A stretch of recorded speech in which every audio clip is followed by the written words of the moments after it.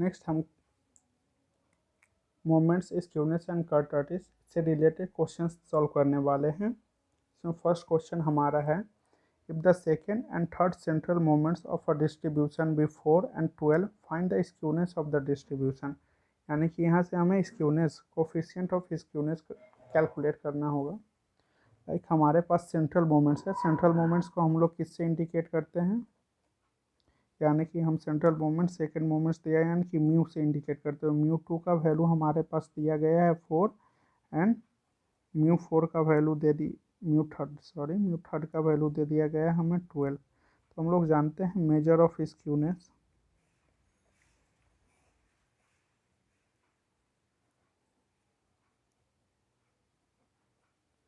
Major of skewness इसका formula जो होता है हमारे पास होता है mu 3 whole divided by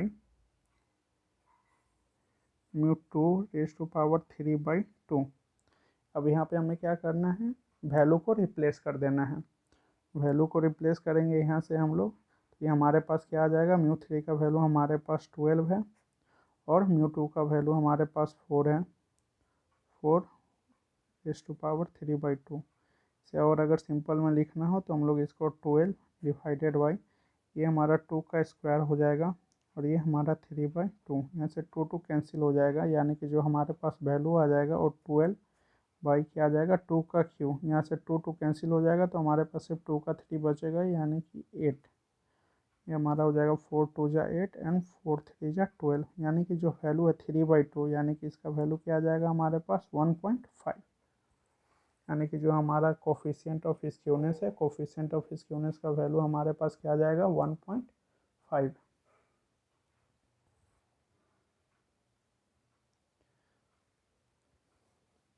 next question हमारे पास है, for some symmetrical distribution Q1 यानी कि quartile 1 equals to 24 and quartile 3 equals to 42 find Q2। यानी कि हमें मीडियन का वैल्यू क्या है यहाँ से फाइंड आउट करना है। तो यहाँ पे हमारा मीडियन का वैल्यू, जब भी हमारे पास सिमेट्रिकल डिस्ट्रीब्यूशन होता है तो सिमेट्रिकल डिस्ट्रीब्यूशन में हमारा क्या होता है, हमारा जो वैल्यू होता है फॉर सिमेट्रिकल डिस्ट्रीब्यूशन हमारा जो होता है, ये हमारा क्या होता है Q2 minus Q1 equals to Q3 minus Q2। तो यहाँ पे अब हम लोग कैलकुलेट कर सकते हैं। यहाँ पे हमें जिसका वैल्यू दिया है उसको हम लोग रिप्लेस करेंगे। पहले अगर सॉल्व किया जाए तो ये Q2 इधर चला जाएगा तो ये हमारे पास क्या आ जाएगा 2 Q2 का वैल्यू, और ये Q3 और ये हमारे पास क्या आ जाएगा Q1 प्लस Q3। तो यहाँ से हमारा Q2 का वैल्यू आ जाएगा Q1 plus Q3 divided by 2। Q1 का वैल्यू हमारे पास कितना है 24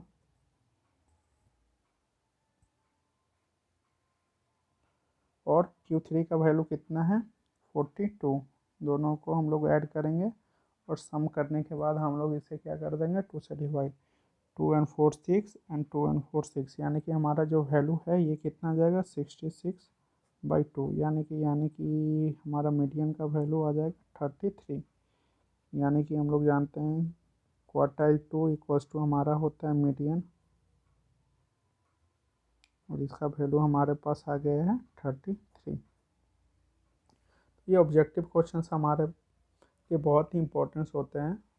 यानी कि अभी ये सभी हमारा फार्मूला के ऊपर ही है, यानी कि अगर हमें फार्मूला याद है तो हम लोग इजीली इसे कैलकुलेट कर सकते हैं। अगर फार्मूला हमें याद नहीं है तो ये हमारे लिए बहुत ही कॉम्प्लेक्स हो जाता है, और इसमें कैलकुलेशन बहुत ही हार्ड नहीं है। सिंपल हमें वैल्यू पुट करना है और सिंपल हमें अर्थमेटिक लाइक हमें कैलकुलेशन यूज करना है, यानी कि नंबर्स को। और वहाँ एग्ज़ाम में आपको कैलकुलेटर अलाउ होगा तो आप उसके हेल्प से और भी जल्दी कैलकुलेट कर सकते हो। सो आपको जो जो मैं फार्मूला और ये लिस्ट दे रहा हूँ आप इससे याद रखना, एक इसका नोट बना लो जिससे आपको एग्जामिनेशन टाइम में बहुत हेल्प मिलेगा। आप जब भी चाहो उसे देख सकते हो, यानी कि अगर आप डेली रूटीन में भी अगर डालो उसे, आप 1 या 2 बार उसे रीड करोगे या उसे चार्ट पेपर पे ऐड करके जितना भी, जैसे मैंने measure of central tendency, measure of dispersion, logarithm, binomial theorem, और एडवांस बिजनेस मैथमेटिक्स में भी और भी, जैसे कि डिफ्रेंशिएशन, इंटीग्रेशंस,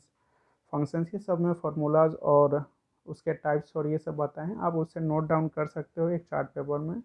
आप उसे रूम में अपना स्टिक कर लो। आप जैसे सुबह में ब्रश करते हो उस समय आप उसे देख सकते हो, ताकि वो फार्मूला आपके माइंड में स्टिक हो जाए कभी भी आपका जो चैप्टर का हो।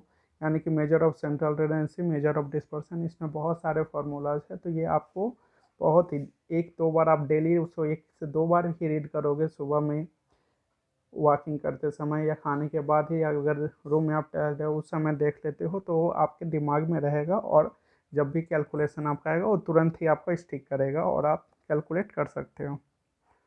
नेक्स्ट क्वेश्चन की तरफ हम बढ़ते हैं। आपको ये समझ में आया कि हमने मीडियन का वैल्यू कैलकुलेट कैसे किया। ये हमारा ओनली जो रूल है ये हमारा सिमेट्रिकल डिस्ट्रीब्यूशन के लिए होता है, इसे याद रखना।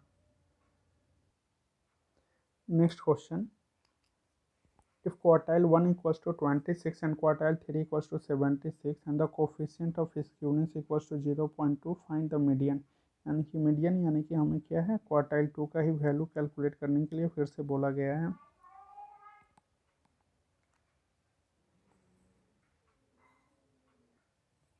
तो हम इस सम्स के लिए बॉलिश मेजर ऑफ स्क्यूनेस यूज करेंगे, यानी कि जो बॉलिश का कोफिशिएंट ऑफ स्क्यूनेस है हमारे पास,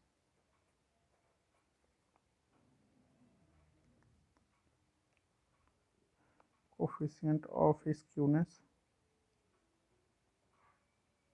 ये हमारा जो हो जाता है Q3 plus Q1 minus 2Q2 whole divided by हो जाता है हमारे पास Q3 माइनस Q1। जो हमारे पास वैल्यू दिया गया है उस वैल्यू को पुट करेंगे। कोफिशिएंट ऑफ स्क्यूनेस का वैल्यू हमारे पास 0.2 दिया गया है।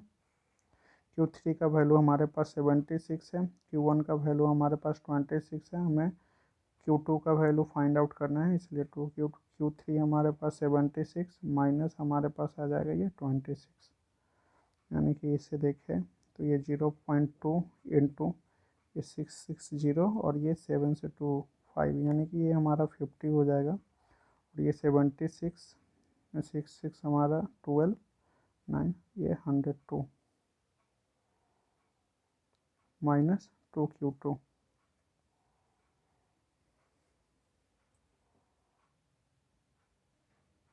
तो यहाँ पे ये हमारा क्या आ जाएगा, 0.2 इंटू 50, यानी कि हमारे पास वैल्यू आ जाएगा 10। ये हो जाएगा 102 माइनस 2Q2। अगर हम लोग यहाँ पे देखें देयरफॉर Q2 का वैल्यू 102 माइनस 10 हमारे पास क्या आ जाएगा, 92 डिवाइडेड बाई 2, यानी कि हमारा जो वैल्यू हो जाएगा 2 4 जा 8 1 2 6 जा 12, यानी कि हमारा Q2 का वैल्यू क्या आ जाएगा 46। यानी कि हमारा मीडियन का वैल्यू पूछा गया था, तो मीडियन इक्वल्स टू हमारा क्या हो गया, ये हमारा Q2 के बराबर है, यानी कि हमारा वैल्यू क्या हो गया 46। ये हमारा आंसर हो गया।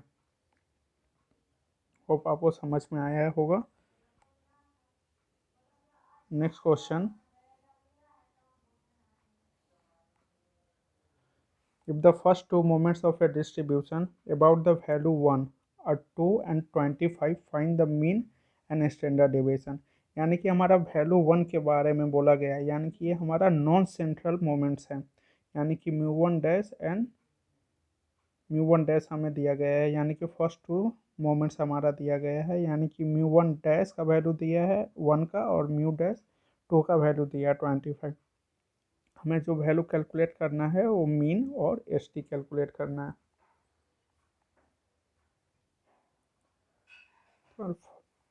तो हमारे पास यहाँ पे गिवन में है first two moments of A distribution about the value 1 और 2, यानी कि हमारे पास जो वैल्यू दिया गया है हम इसे लिख सकते हैं summation of x minus 1 by n equals to 2, ये हमारा वैल्यू दिया है। और इसे अगर हम लोग सिंप्लीफाइड वर्जन में लिखें तो ये summation of x by n minus n in by n हो जाएगा हमारा इक्वल्स टू 2। तो इसे अगर हम लोग चाहे तो summation of x by n, यानी कि हमारा ये एक्स बार होता है, ये -1 हो जाएगा, इधर जाकर ये 2 + 1, यानी कि यहाँ से मीन का वैल्यू हमारा आ जाएगा 3। अगेन μ2 का वैल्यू हम लोग कैलकुलेट करना है, तो μ2 का हम लोग वैल्यू यानी कि एस टी करना है, यानी कि सेंट्रल वैल्यू हमारा μ2 कैलकुलेट करना होगा। और μ2 का with the help of non central moments हम लोग कैलकुलेट कर सकते हैं μ2 डैश माइनस μ1 डैश का होल स्क्वायर।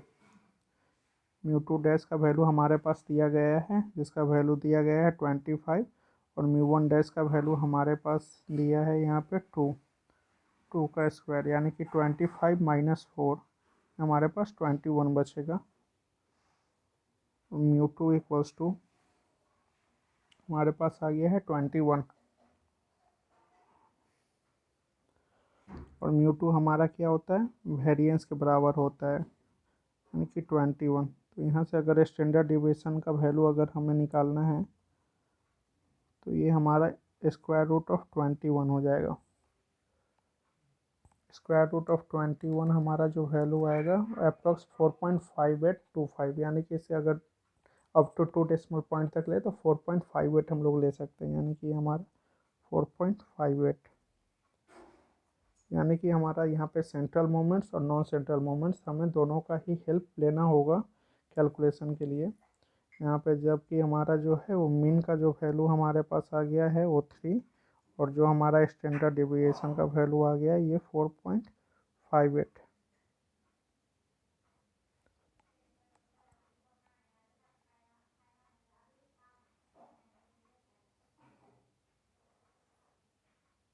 होप आपको समझ में आया होगा। यहाँ पे हमारे पास क्या था, μ1 डैश का वैल्यू 2 दिया गया था, और μ2 डैश का वैल्यू हमारे पास 25 दिया गया था। इसके हेल्प से हमने मीन और स्टैंडर्ड डिविएशन का वैल्यू कैलकुलेट किया, यानी कि μ1 डैश के जगह पे हम लोग summation of x minus a by n हम लोग है, इसलिए हमने यहाँ पे ए का वैल्यू 1 दिया गया है, तो हमने x - 1 बाई एन लगाया, इसका वैल्यू 2 दिया गया है, हमने इसे एक्सप्रेस किया summation of x by n minus n by n, हमारा ये कैंसिल हो गया ये 2, तो यहाँ से एक्स बार का वैल्यू हमारे पास 3 आ गया है। μ2 का वैल्यू हमारा कैलकुलेट हमने क्यों किया, क्योंकि μ2 से हम लोग जानते हैं कि ये हमारा वेरिएंस के बराबर होता है, और μ2 का रिलेशनशिप से ये हमें इक्वेशन आता है μ2 डैश माइनस μ1 डैश का होल स्क्वायर, 25 - 2 का है स्क्वायर, यानी कि 25 - 4 21, और ये μ2 का वैल्यू 21 आ गया, ये वेरिएंस के बराबर है। So H D equals to √21, जो हमारा 4.58 के बराबर है। नेक्स्ट क्वेश्चन हम लोग और भी देखेंगे, जैसे कि कैलकुलेशन ऑफ मोमेंट्स हमारा जो है, और measure of skewness and measure of kurtosis, coefficient of measure of skewness, coefficient of measure of kurtosis, ये सब से रिलेटेड भी सम अपने आने वाले वीडियोस में देखेंगे। So stay connected to our channel, and if this video is helpful, so share with your friends. Thank you for watching.